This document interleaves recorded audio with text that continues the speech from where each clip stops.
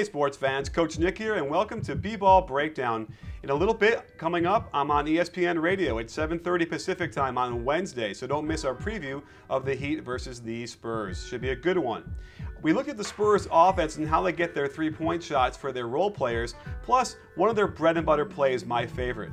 It's very rare to see a pro team in the NBA run sets that are so disciplined and fundamentally sound, and it's a pleasure to go through them and watch. Miami Heat fans should be extremely concerned because when these plays are run as efficiently as they are, it won't matter what the defense does. In fact, it's what the defense does that will get them in trouble. Much of what the Spurs run begins with Parker dribbling to the wing. They screen for the ball screener first to loosen up the defense, but watch Tim Duncan setting a back screen on Danny Green's man. The Spurs are so fundamentally sound, Parker can practically throw the ball blindly, knowing he'll have a spot-up shooter on the wing and in the corner on all his drives. This play is called the hammer. It starts with a flare screen to the left side for Manu. Notice how the low post is completely cleared out to allow for the drive. However, this is just misdirection. On the weak side, Duncan back screens for Green, who slides to the corner for the open three. On this play, you'll see Parker flare across the free throw line similar to what Manu did. They get to a sideline screen and roll, and there's the hammer again. Tim Duncan screens for Green, sliding to the corner for the open three. Again, on all Parker drives to the hoop, the Spurs will fill the weak side corner and wing, knowing one of these players must be open if the defense rotates to help on Parker's drive. Matt Bonner, on the other hand, relies primarily on pick and pops to get open for three, since his man is usually a big who will be slow to get back. While the Heat defenders aren't slow, they will certainly defend this play exactly the same way Memphis did, and Bonner will get open looks.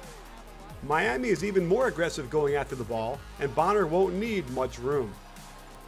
The Spurs love to run 25 up, which is a down screen for the ball screener first, then slide a shooter behind the roll man. This has the potential to be devastating to Miami since it forces Bonner's man to rotate onto Duncan, leaving Bonner wide open.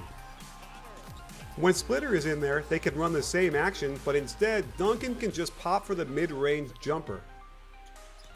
Then there's my favorite play the Spurs run called the loop.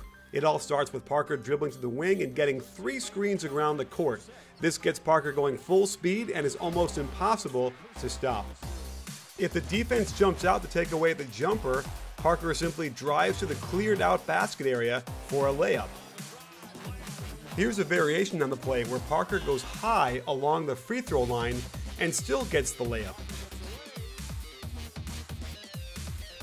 If they don't get a shot off the initial cut, Duncan back screens the shooter, then slides in behind the pick and roll for the mid-range shot.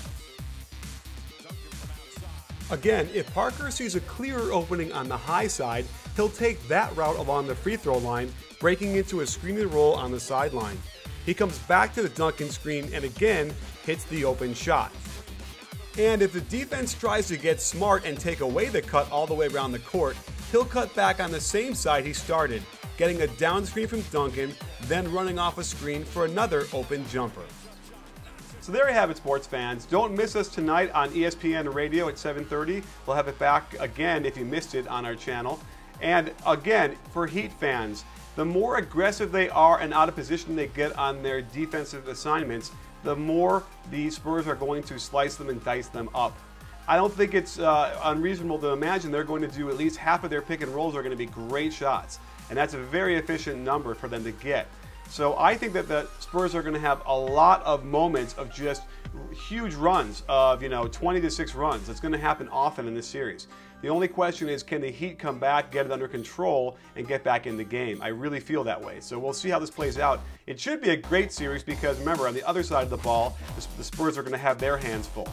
Well, thanks for joining us. Stay tuned for lots more halftime and post-game show coming up tomorrow for Game 1. And don't forget, at B-Ball Breakdown, we're not a channel, we're a conversation. You in?